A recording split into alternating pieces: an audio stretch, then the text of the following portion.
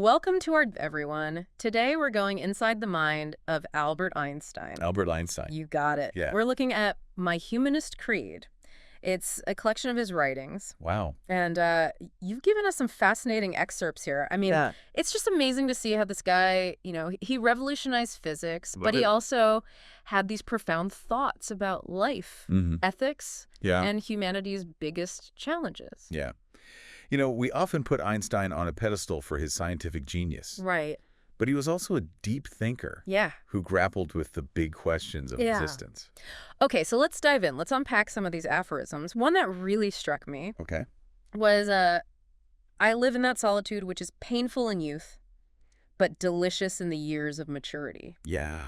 I mean, just reading that, it makes me wonder, Mhm. was Einstein a loner?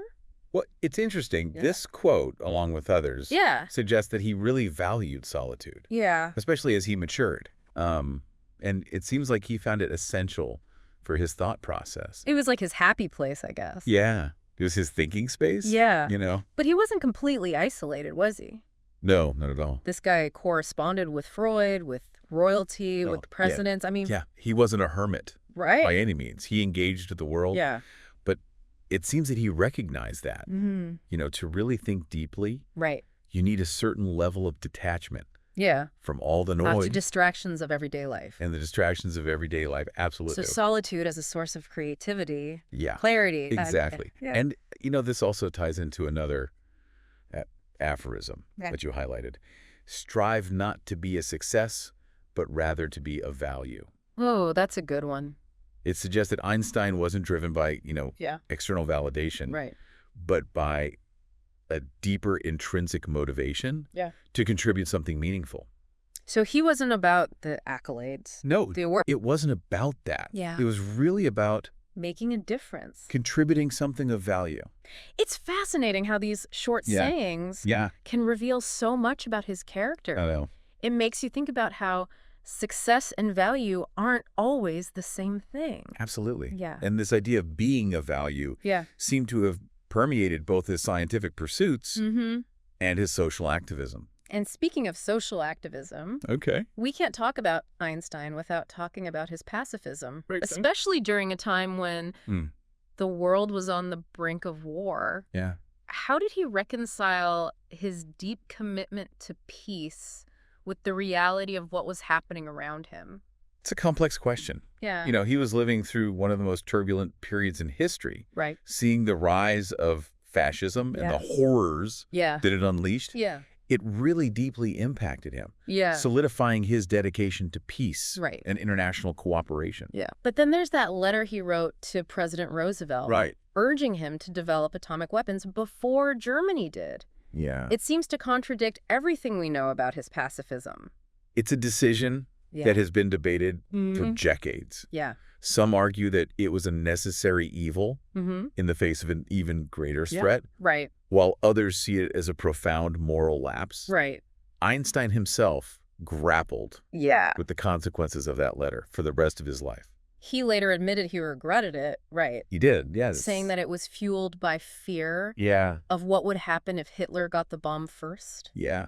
He later called it one of his biggest mistakes. Wow. And, to further illustrate his complex feelings on the matter, Yeah. in 1947, he compared post-war U.S. foreign policy to that of Germany Okay. under Kaiser Wilhelm II. Interesting. He saw some troubling parallels in the way that nations were reacting Yeah. to the threat of communism. So even in his pursuit of peace, he wasn't afraid to criticize those in power No. when he felt they were heading down a dangerous path. Exactly. His pacifism wasn't passive. Right. It was an active engagement Yeah. with the political realities of his time, Okay, so we've got this right. the profound mysteries of existence. But he was pretty critical of organized religion, wasn't he? He was. He was wary of what he saw as Yeah. dogma-based beliefs Yeah. that relied on fear and blind faith. Right. He felt that this kind of religion stifled Yeah. free thought and inquiry. He even said Yes. the more the spiritual evolution of mankind advances, Mm-hmm. the more certain it seems to me that the path to genuine religiosity, does not lie through the fear of life and the fear of death and blind faith, Right. but through striving after rational knowledge. That's right. I mean, he's basically saying that true spirituality comes from seeking knowledge and Yeah. understanding. And understanding not from clinging to unexamined beliefs, Right. about questioning and Right. searching for truth. So in a way, he saw science as a spiritual pursuit. I think that's a fair assessment. Mm. Now, another aspect of his identity that we need to explore Okay. is his Jewish heritage, Yeah. especially given the rise of anti-Semitism during his lifetime. Mm-hmm. Right. How did this shape his worldview? Well, it seems like experiencing anti-Semitism firsthand had a profound impact on him. Absolutely. Mm. He faced increasing discrimination, Yeah. especially with the rise of Nazism. Right. This forced him to confront his own identity Mm-hmm. and the plight of the Jewish people in a way he hadn't before. It's heartbreaking to read his words on this. He Mhm. said, "If we had not had to live among intolerant, narrow-minded, and violent people, I would be the first to discard all nationalism in favor of a universal brotherhood." It's a powerful statement. Yeah. You can feel his yearning for a world free of these divisions. I mean, just that sentence alone, Mhm. really powerful stuff. And this internal conflict is really evident Yeah. in his stance on Zionism. Okay. You know, he supported the movement as a way to protect Jewish people, Right. but also advocated for a peaceful, unified Palestine Mm. where Arabs and Jews could coexist. So he was grappling with this tension between Yeah. his desire for a universal brotherhood and the very real need to address the persecution Right. and displacement that his people were facing. It's a tension that many people still struggle with today. Yeah. The balance between preserving cultural identity Right. and striving for a more inclusive world. It's a lot to unpack. It is. For sure. Yeah. But I think we've got a good foundation for understanding this complex and brilliant man. I think so too. Now, to really get a sense of who he was beyond the public persona, Yeah. I think we need to dive into his personal letters and writings. Okay. What do you say we take a closer look at those next? I'm ready when you are. Okay. They offer a fascinating glimpse into his personal thoughts, his relationships, and even his sense of humor. Okay, let's do it. All right, so we've explored Einstein the humanist, but we can't talk about Einstein without diving into his scientific mind, right? Right. I mean, this is the stuff that really changed how we see the universe. It did. His theories weren't just these abstract equations. They completely reshaped our understanding of space, time, gravity, Right. even the nature of reality itself. Okay, I'm ready to have my mind blown. Okay. But let's start with the basics. His most famous work. Yeah. The theory of relativity. Break it down for me and our listener out there who might not have a physics degree. Okay. Well, it's actually two theories. Okay, Special relativity and general relativity. got it. Special relativity came first Mm-hmm. in 1905. Okay. And it basically says that time and space aren't absolute. Okay. They're relative to the observer's motion.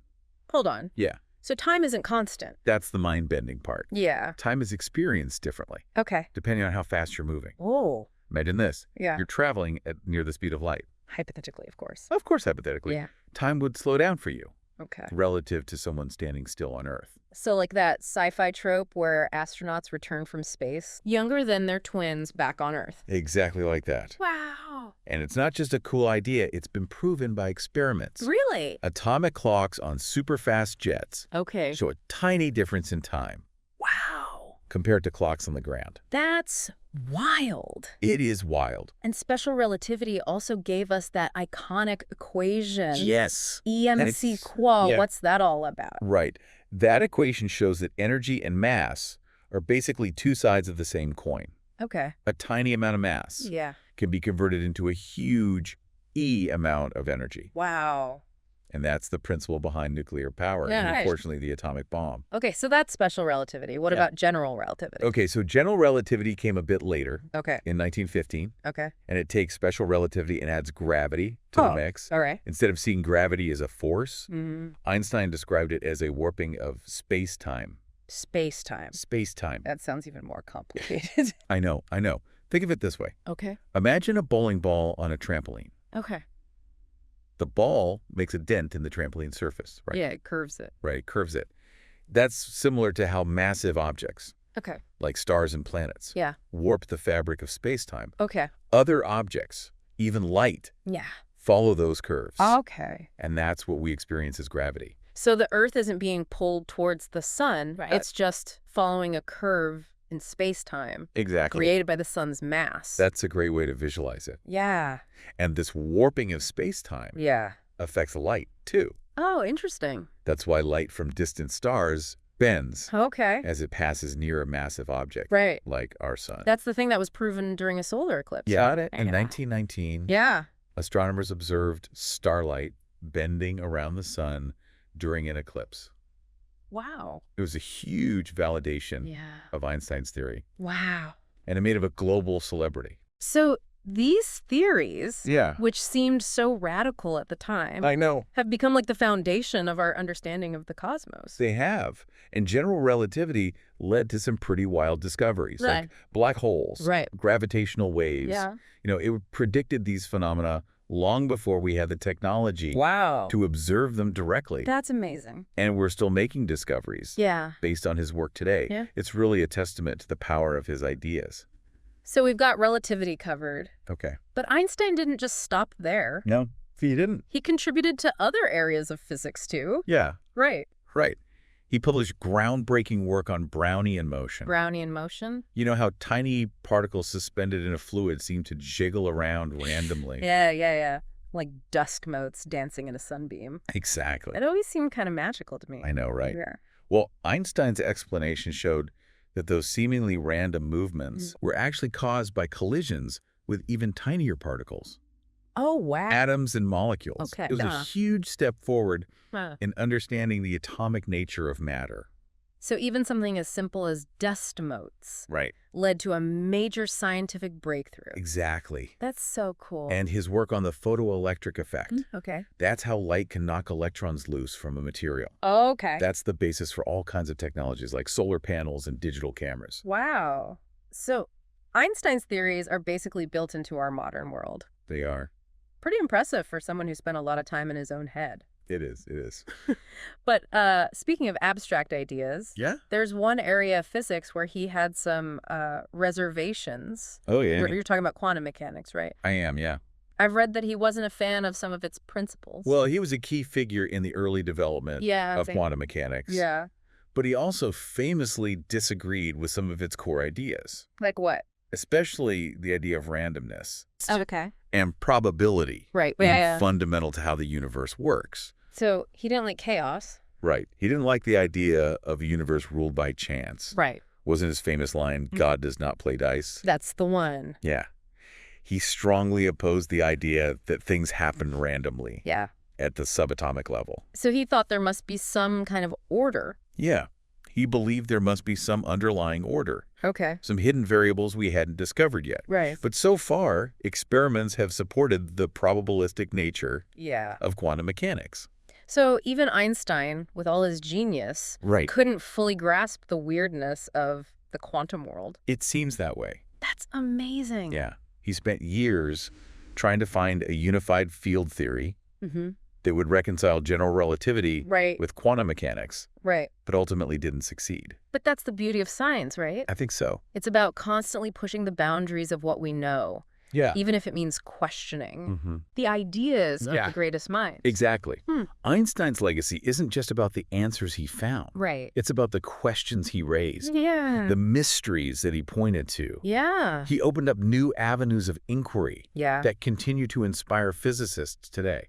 Okay, so we've covered Einstein the humanist, Einstein the pacifist, Yeah. and now Einstein the scientific revolutionary. Yeah. We've seen his impact on our understanding of the universe Right. and the technology we use every day. Yeah. Now I'm curious, Okay. what was he like as a person? Yeah.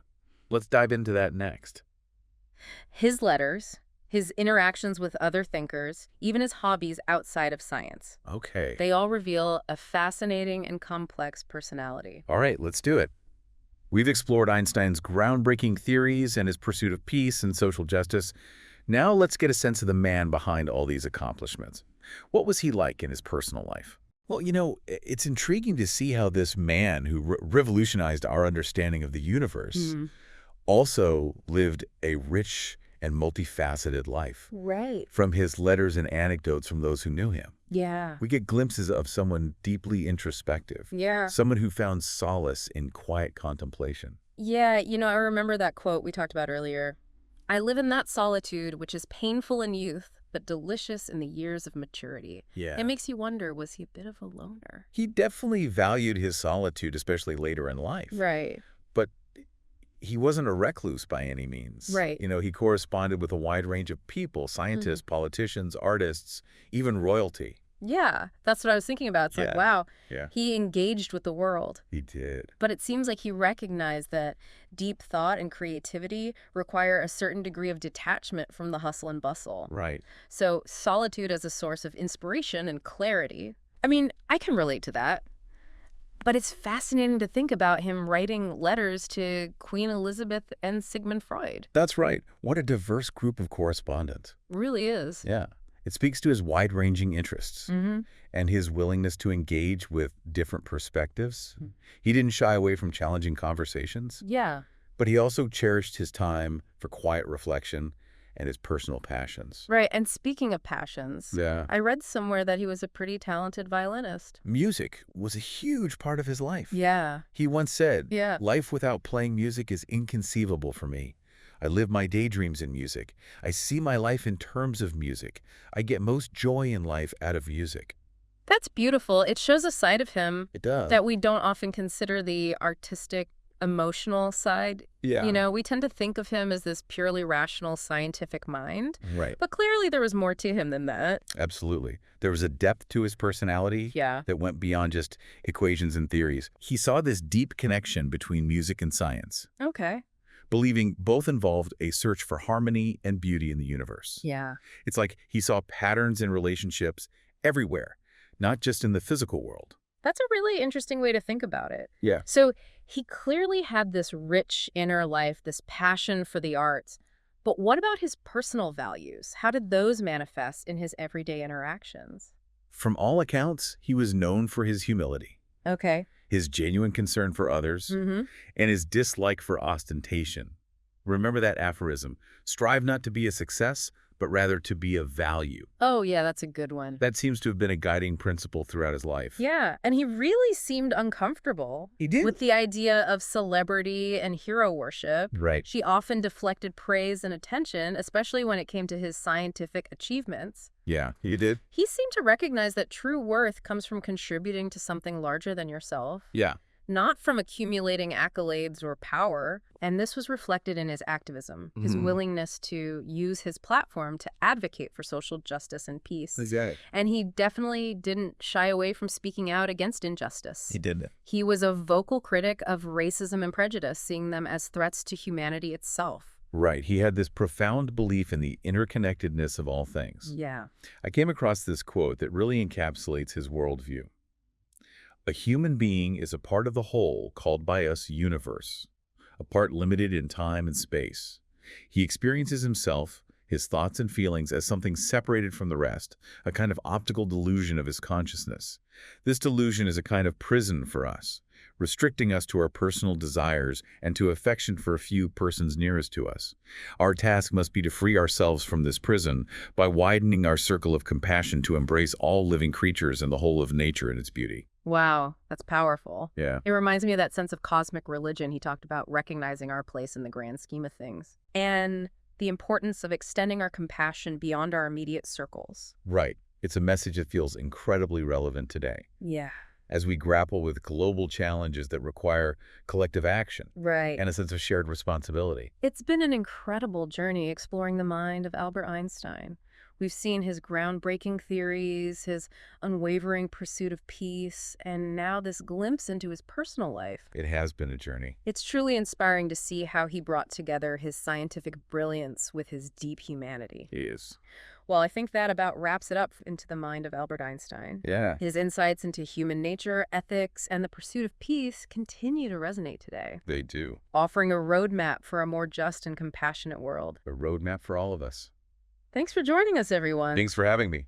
Hi, Thinker Society. If you enjoyed this video, subscribe to my channel, The Art of Reflection, for more engaging content. Don't forget to give it a like if you found it helpful or inspiring, and leave a comment to share your thoughts or let me know what you'd like to see in the next video. Your support means so much and helps me keep creating.